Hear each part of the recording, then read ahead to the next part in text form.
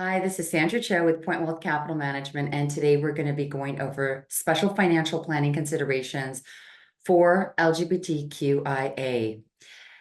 I first wanted to say that this is a very near and dear topic, as 40% of Pointwealth Capital Management's crew is LGBTQIA. If you object to being recorded, please jump off right now because this webinar is being recorded. I'm going to share my screen and go from there. Okay.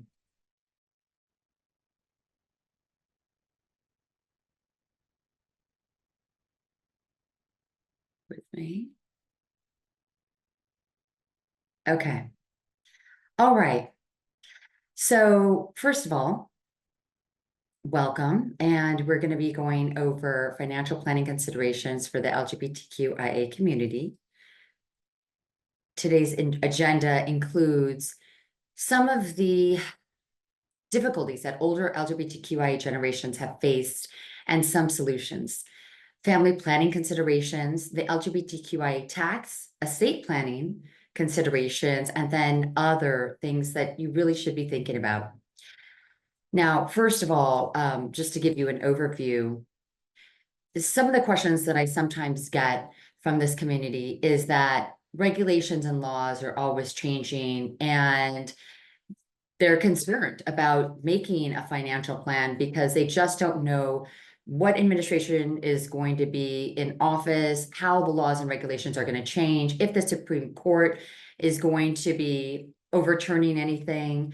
But I always say it is extremely important to create and do not delay making that financial plan and thinking about your estate planning needs. It can always be changed. And there's some things that have really remained consistent. We're going to be going over that. Now, previously, there were no laws and regulations that protected this community from pay gaps, discrimination, both personal and professional, marriage prohibition, and disenfranchising older generations. And now these older generations have to play catch up. They haven't been able to save as much because they weren't able to get on their loved ones' medical benefits or whatnot. And so, it just costs them more. And sometimes it even costs them more depending on where they wanted to live just to feel safe. Communities such as San Francisco, Los Angeles can be quite expensive. Also, some older and even now LGBTQIA are being forced out of the house, disinherited, and that is just a tremendous setback because they can't have or build that generational wealth like others. Also, LGBTQIA have a higher likelihood, 4 times higher, to incur adoption and IVF expenses. And then, of course, there are legal and medical fees and costs associated with that, not to mention having to save for that expense that takes away from their retirement savings. And like I said, I mean, definitely get started with your financial plan. I'm going to let you know Pointwealth provides free financial planning or a free financial plan. Reach out to us, please, if you're interested, and we will definitely get that set up. And once again, you can also get a free portfolio review, or if you want, just a free consultation if you have any questions. Older LGBTQIA generations. So until recently, same-sex couples could not reap all the benefits that come with marriage. They face pay gaps in the workplace and sometimes have been cut off from their family, leading to financial stress at a very young age. There are some potential solutions to this. First and foremost, and as mentioned before, older generations are playing catch up. But you can create a plan if you can possibly also max out your retirement plan contributions if possible, and consider a partial or full Roth IRA conversion if you are in a lower tax bracket and it makes sense. Keep learning on the job and stay relevant, because you never know if you're going to want to work part-time or work a bit longer. And take advantage of the savers credit. If you're in a lower tax bracket, you might qualify for up to $1,000 in tax credit for contributing to your retirement plan. Please contact us for those tax bracket limits, or you can always go onto our website where we're going to have a link, or you can just go online and search for this. But the savers credit, that could be potentially a great benefit. Financial planning for having children. So the issue is that most LGBTQIA families require professional help to have children, which is usually not covered by insurance and can get quite expensive. Now, first, before I go into this, I want to just mention that there are generally two ways to go. You can go the less expensive route where you know, I call it the turkey baster route, right? Where you basically find someone that is willing to help you out, maybe contribute an egg or even carry your child. And I have a situation like that with a client who was a surrogate, and did it for a fraction of the price, and actually had 2 children for this LGBTQIA couple. So it is a possibility. If you have a great friend or a relative, it's definitely a possibility to go a less expensive route. But for most people, they have to go that IVF, the professional IVF or the professional adoption route. And find out if your employer's medical or health plan covers IVF or adoption. Some do. If they don't, find out if, or even if they do, find out if you qualify for a grant. Groups like gayparentstobe.com provide funding. Another way to save is to leverage health savings accounts like flexible spending accounts or health savings accounts. Those are great ways to save and are tax efficient. Those are tax deferred, right? Plan for costs like IVF and professional adoption. These kinds of costs can be 100,000 or more. So just think of it as, buying a second home, for example. You've got to save for it. But don't forget that it costs to raise a child as well. So, make sure that you put those costs into the plan. And then, there are less expensive routes such as county adoptions, which can be cheaper. Sometimes, there are low-cost adoption programs, and international adoptions. And then just know that in vitro fertilization, it's usually 10 to 15,000. It can require several attempts, and the total bill is 50,000 or more. Personally, what I've seen with clients is more like 100,000. So yes, it does get very expensive. Now, on to the LGBTQIA tax. The issue is that LGBTQIA families and individuals are often inclined to live in areas that are more accepting and are safe. These are usually large cities with a higher cost of living. Now, of course, the community obviously wants to live in a safe environment, but cities like San Francisco, New York City, Seattle, Denver, Portland, Los Angeles, they can be expensive. And you also have to pay, just this higher premium just to feel safe. Well, there are cities that are less expensive. So, Minneapolis, Richmond, Lexington, McMinnville, Saratoga Springs, Bisbee, Arizona.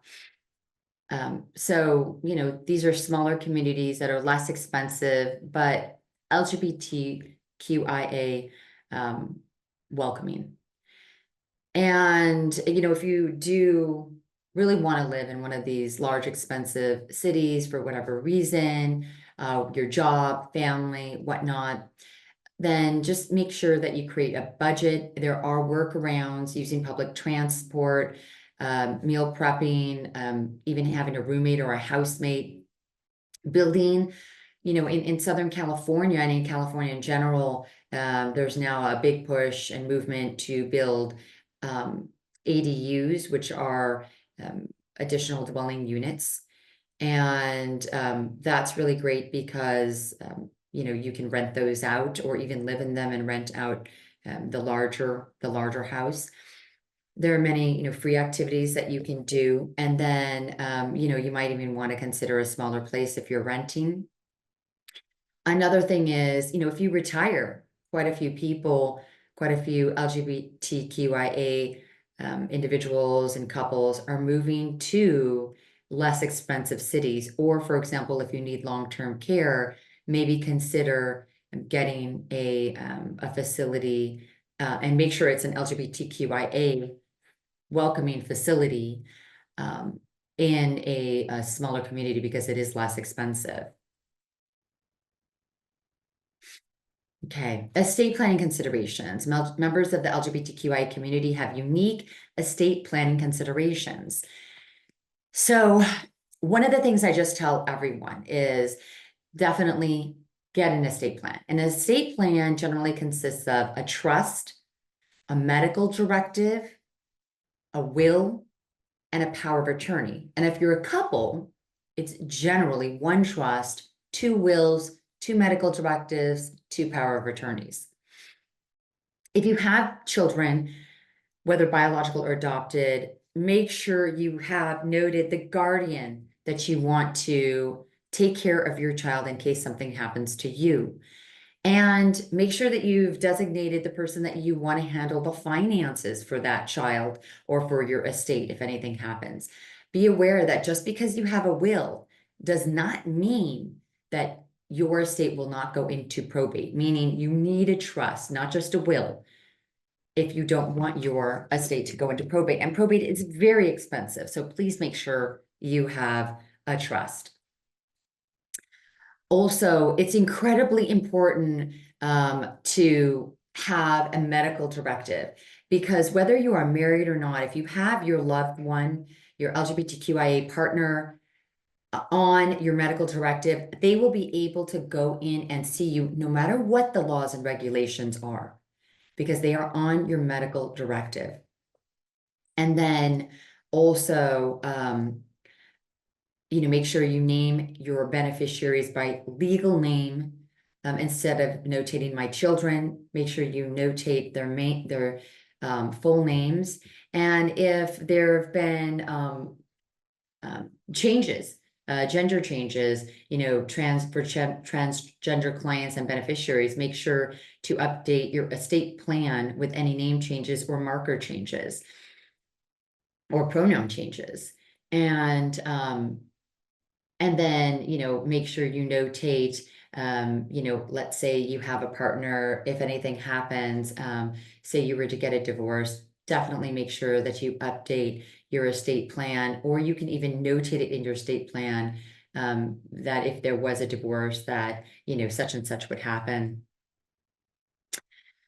Make sure that you do talk to your partner about how the transfer of wealth will take place so that nobody's kind of taken off guard if anything happens.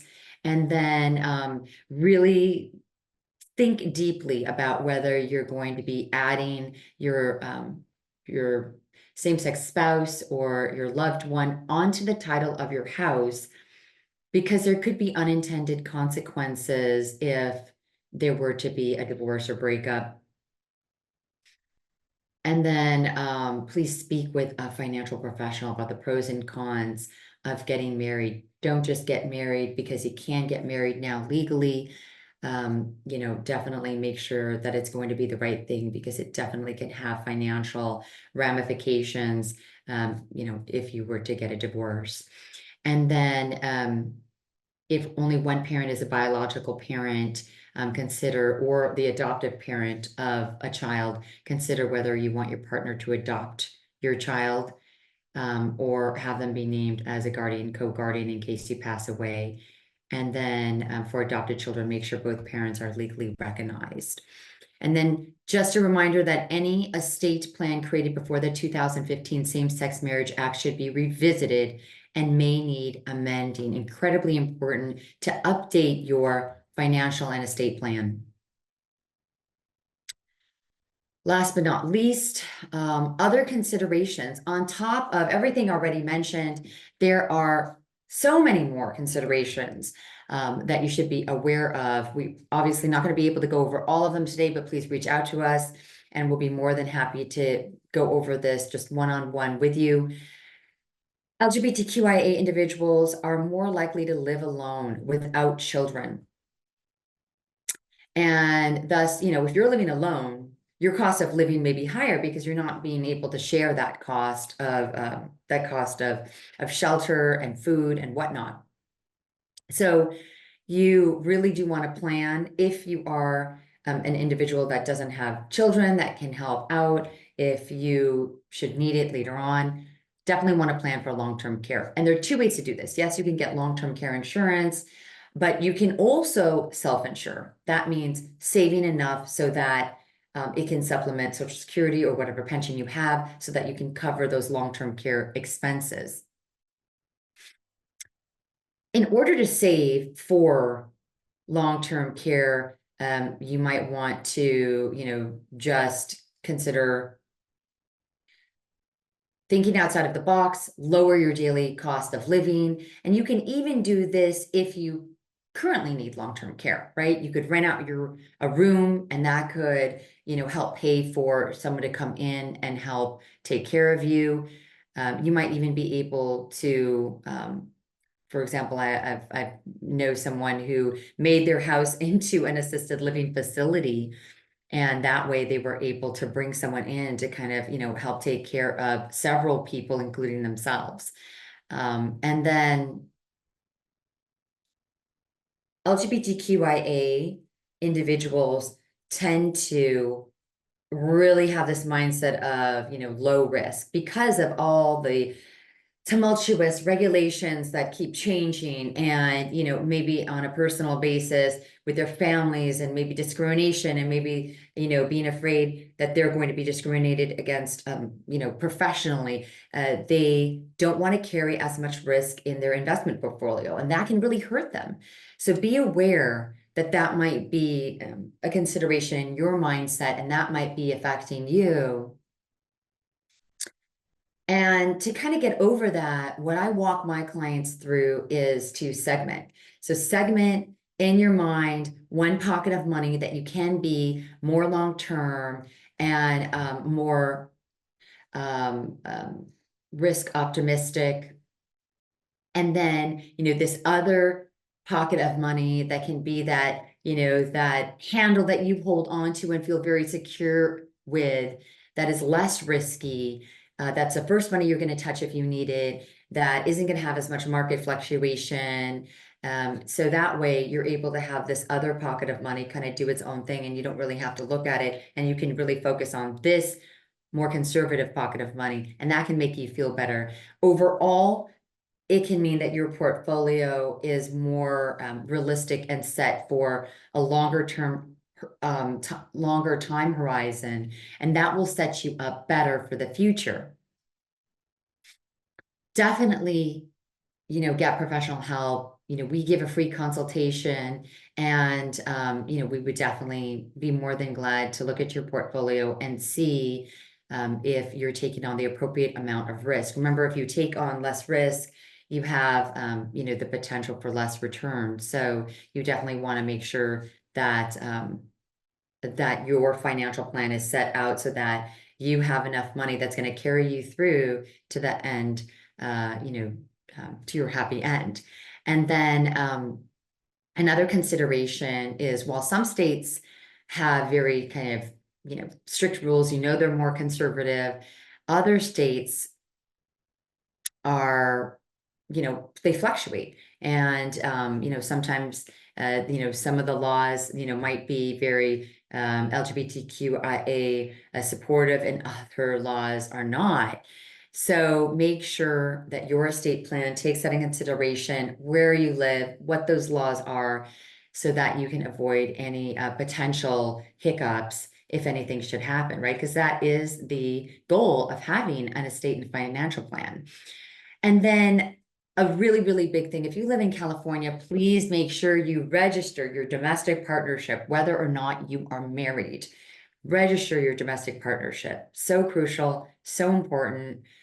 And now with Social Security, if you're a same-sex couple, and you can prove that you have been married, but you couldn't get married because laws weren't in place that allowed you to be married, then you can now potentially qualify for Social Security.